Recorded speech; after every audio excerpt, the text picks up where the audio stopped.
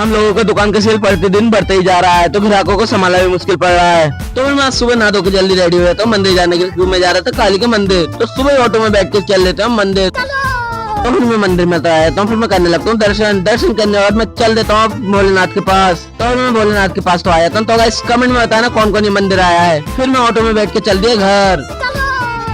तो मैं घर पे तो आया था। फिर मैं अपने न्यू लुक से वापस से अपने देसी लुक में होकर चल देता हूँ दुकान।